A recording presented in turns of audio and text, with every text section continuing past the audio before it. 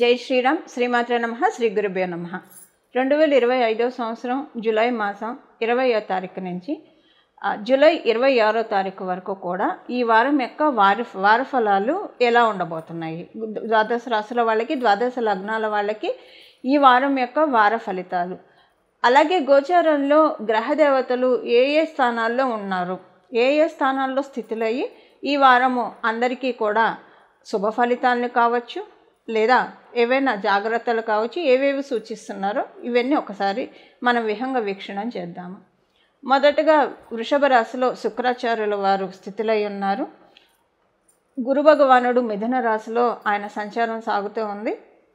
సూర్యనారాయణమూర్తి రవి గ్రహము కర్కాటక రాశిలో, అలాగే వక్రించిన బుధ భగవానుడు కర్కాటక రాశిలో, అంటే రవి బుధులు ఇద్దరూ కూడా కర్కాటక రాశిలో వారి సంచారము. మంగళ్ మరియు కేతువు సింహరాశిలో వారి సంచారము.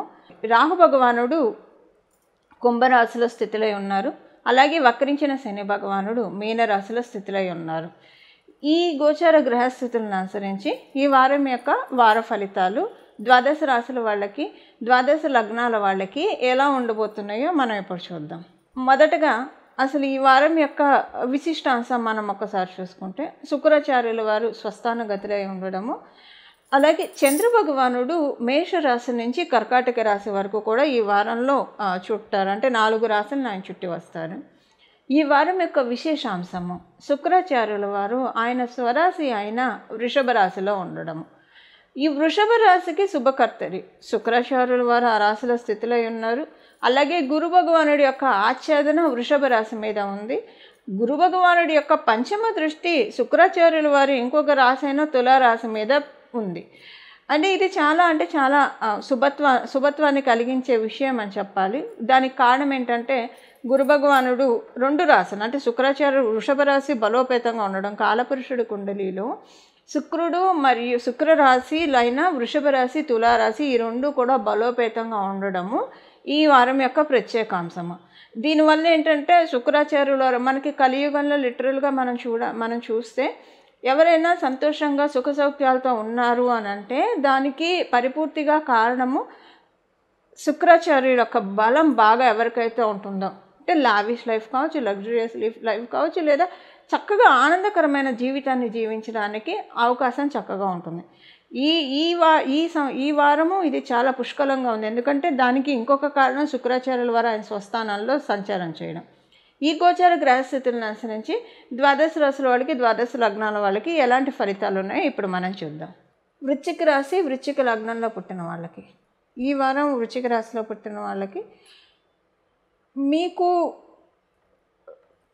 అనుకూలంగా ఉంది, బట్ 30% ప్రతికూలతల్ని కలిగిస్తూ ఉంది. ఫైనాన్షియల్ మ్యాటర్స్లో జాగ్రత్తగా ఉండాలి, చాలా జాగ్రత్తగా ఉండాలి. మిస్ ట్రాన్సాక్షన్స్ అయ్యే అవకాశం ఉంది.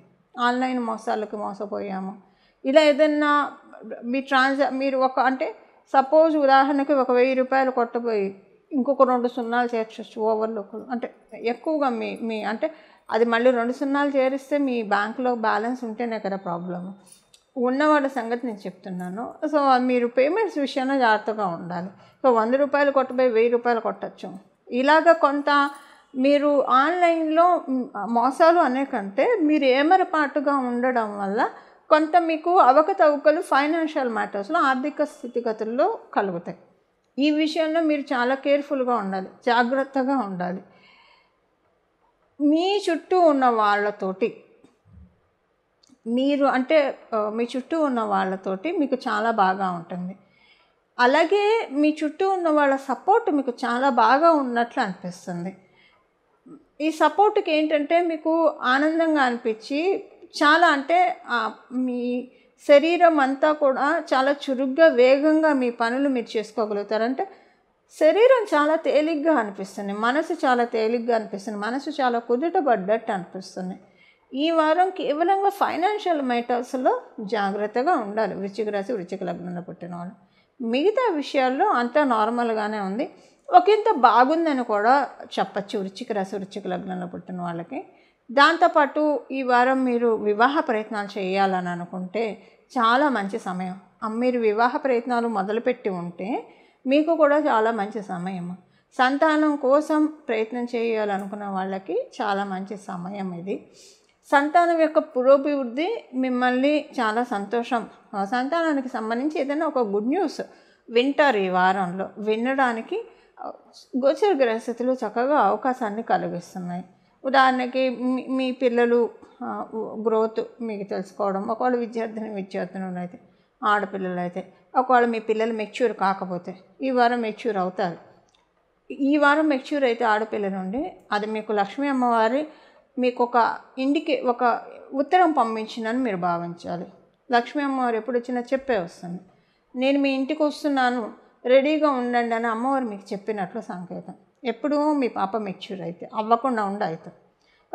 మాకు ఆడపిల్లలు లేరు, ఒకవేళ ఉన్న మెచ్యూర్ అయ్యారంటే వాళ్ళు చదువులో బాగా రాణిస్తారు. అంతకు ముందుతో కంపేర్ చేస్తే నా పిల్లలైనా వీళ్ళు అన్నంత మంచి ప్రోగ్రెషన్ మీరు చూస్తారు, లేదా మంచి పేరు తెచ్చుకుంటారు. ఒక చదువులోనే అనేముంది, విడిగా కూడా మంచి పేరు తెచ్చుకుంటారు.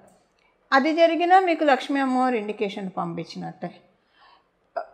ఉదాహరణకి ఏదైనా పిల్లలు ఉద్యోగాలు చేస్తుంటే వాళ్ళకి ఉద్యోగంలో గ్రోత్ లేదా ప్రయత్నాలు చేస్తుంటే మంచి ఉద్యోగం రావడం. వ్యాపారస్తులకైతే మీ పిల్లలు వ్యాపారంలో బాగుండడము.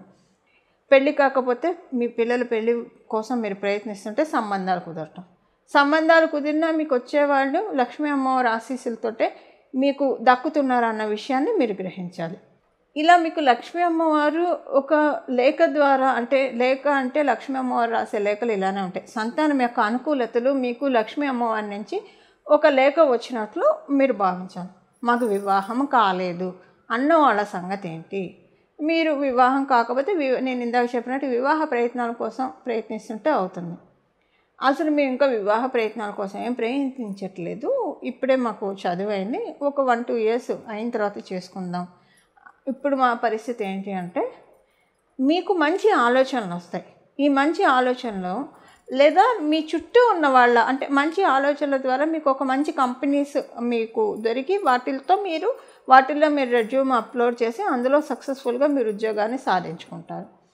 లేదా మీ చుట్టూ ఉన్నవాళ్ళు, మీ ఫ్రెండ్స్ సర్కిల్ లేదా మీ బంధువర్గం వాళ్ళు మీకు ఒక మంచి ఆపర్చునిటీస్ని ఇప్పిస్తారు. ఈ రెండిట్లో ఏదైనా జరుగుతుంది. మీ అంతటా మీరైనా తెచ్చుకుంటారు, లేదా మీకు ఎవరు సపోర్ట్తో అయినా మంచి ఉద్యోగం, మంచి పొజిషన్ వాళ్ళ వల్ల దొరుకుతుంది.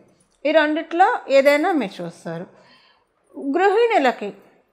గృహిణులకి ఈ వారము అనుకూలంగానే ఉంది, పెద్దగా ఇబ్బందులు అయితే లేవు. ఈ డబ్బు ఖర్చు అన్నది ప్రతి ఒక్కరికి అప్లికేబిలిటీ ఉంటుంది. ఒక విద్యార్థినులకి సీనియర్ సిటిజన్స్కి తప్పించి ఇంకా ప్రతి ఒక్కళ్ళకి మీరు ఉద్యోగస్తులుగా, వ్యాపారస్తుల, గృహిణిలా ఫైనాన్షియల్ మ్యాటర్స్లో కొంత మీకు తలకాయ నొప్పిగా అనిపిస్తుంది. మీరు ఏమైనా చెక్ చేసుకోండి.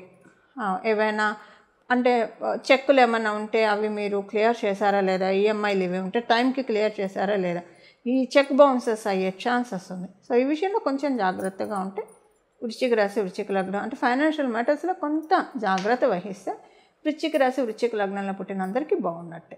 ఈ వారము అందరికీ కూడా మన శుక్రబలం చాలా బాగా ఉంది. శుక్రరాశులైన వృషభ, తులారాశులు చాలా బాగా ఉన్నాయని మనం చూసాం. మీ జన్మజాతకంలో శుక్రాచార్యుల వారి బలం ఉన్నా లేకపోయినా ఇది చాలా బెస్ట్ టైం శుక్రాచార్యుల వారి యొక్క బలాన్ని మనం పెంపొందించుకోవడానికి.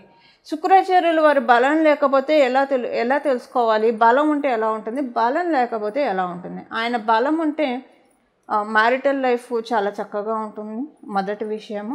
అలాగే అందరితోటి రిలేషన్స్ బాగుంటాయి. సో కలియుగం కాబట్టి, మనం ఉన్నది కలియుగం కాబట్టి ఏది కూడా 100% ఉండదు. 30%, 70% మాత్రమే ఉంటుంది. ఎంత బెస్ట్ రిలేషన్ అయినా సరే 30% అసంతృప్తి ఖచ్చితంగా ఉంటుంది. బాధ ఖచ్చితంగా ఉంటుంది. మనకి సుఖం వెంట దుఃఖం ఉంటుంది. సో మనకి ఈ కలియుగంలో రిలేషన్స్ ఎంత బాగా ఉన్నా 30% అసంతృప్తి అనేది ప్రతి ఒక్కళ్ళకు ఉండే తీరుతుంది. ఆ రిలేషన్ పట్ల అసంతృప్తి అటు ఉంటుంది, ఇటు ఉంటుంది, ఇద్దరికి ఇరుపక్షాలకు ఉంటుంది. ఇందులో ఎవరికి మినహాయింపు ఉండదు. ఎందుకంటే ఏది కూడా 100% ఈ కలియుగంలో ఉండదు. 70% మాత్రమే మనం యోగాన్ని తీసుకోగలుగుతాం. ఆ 70% పర్వ్యూలో మనకి రిలేషన్స్ బాగా ఉండాలన్నా, అలాగే మనకి ఒక ఆనందంగా జీవితాన్ని జీవించాలన్నా, ఆర్థికంగా బాగుండాలన్నా శుక్రాచార్యుల వారి బలం బాగుండాలి. ఆర్థిక విషయాల్లో కూడా ఎంత అంటే ఎంత చెట్టుకి అంత గాలి అని ఎందుకంటారు ఈ కలియుగంలో? ఇదే కారణము. ఎందుకంటే ఏది కూడా పరిపూర్తిగా 100% ఎవరు ఏది అనుభవించలేరు. ఎంత డబ్బులు ఉన్న వాళ్ళకైనా వాళ్ళ స్థాయికి తగ్గట్టు వాళ్ళ ఖర్చులు, వాళ్ళ స్థాయికి తగ్గట్టు వాళ్ళకి ఉండే పెయిన్స్ వాళ్ళకు ఉంటాయి. ఫైనాన్షియల్ పెయిన్స్ కూడా వాళ్ళకు ఉంటాయి. ఇప్పుడు మామూలుగా కూడా రిలేషన్స్ విషయంగా మనం చూస్తే కొంతమంది ఉంటారు, చాలా మంచివాళ్ళు, మంచి కోసమే మాట్లాడతారు. ఎవరికైనా అన్యాయం జరుగుతుంటే వాళ్ళు స్టాండ్ తీసుకుంటారు. ఎంత మంచివాళ్ళైనా సరే ఒక 70% వాళ్ళని సపోర్ట్ చేసిన 30% విభేదించే వాళ్ళు ఉంటారు. అంటే ఏంటంటే మనకి 100% అన్న 100% వారం ఈ కలియుగంలో మనకు ఉండదు. ఇప్పుడు మనకి కనీసం 70% అయినా మన జన్మజాతకంలో ఉంటే ఇంకా దాన్ని స్ట్రాంగ్గా చేసుకోవడానికి శుక్రబలం అంటే, ఒకవేళ లేకపోతే పెంపొందించుకోవడానికి ఇది చాలా రైట్ టైం. గురువారం పూట శ్రీ మహాలక్ష్మి అమ్మవారి యొక్క ఆరాధన మనం గురువారం చేయొచ్చు, శుక్రవారం మామూలుగా మనం చేస్తాము. కాకపోతే ఇప్పుడున్న ఈ వారం ఉన్న గోచార క్యాలిక్యులేషన్స్ని బట్టి గురువారం పూట శ్రీ మహాలక్ష్మి అమ్మవారికి ప్రత్యేక ఆరాధన చేయడం, అంటే ఈ గురువారము మనకి ఈ వారంలో ఉన్న గురువారం శ్రీ మహాలక్ష్మి అమ్మవారి ఆలయానికి వెళ్ళి రావడము ఇది చాలా మంచిది. అలాగే శుక్రాచార్యుల వారి రాశులు బలోపేతంగా ఉన్నాయి కాబట్టి శ్రీ మహాలక్ష్మి అమ్మవారు శుక్రాచార్యుల యొక్క సోదరి ఇది మనందరికీ తెలిసిన విషయమే. అలాగే ఆవిడ తండ్రి గారు భృగు మహర్షి. అందువల్ల ఈ వారం అంతా కూడా భార్గవ్యే నమః, భార్గవ్యే నమః, భార్గవ్యే నమః, భార్గవ్యే నమః, అలాగే శ్రీ మహాలక్ష్మి నమః, శ్రీ మహాలక్ష్మి నమః, శ్రీ మహాలక్ష్మి నమః. ఈ వారమంతా కూడా ఈ 2 నామాలను జపించడం వల్ల మీ జన్మ జాతకంలో శుక్రాచార్యుల వారి బలం లేకపోతే, శుక్రబలం లేకపోతే ఆ శుక్రబలాన్ని సరిచేసుకునే అవకాశాన్ని గోచారంలో ఉన్న గ్రహదేవతలు మనకి కలిగిస్తున్నాయి. ఈ విధంగా మనందరం కూడా శుక్రబలాన్ని పెంపొందించుకోవాలి అమ్మవారి ఆశీస్సులతో అని చెప్పి నేను కూడా మనందరి తరఫున అమ్మవారిని మనస్ఫూర్తిగా ప్రార్థిస్తూ సత్యమేవ జయతే, మంగళం, నమో భగవతే వాసుదేవాయ.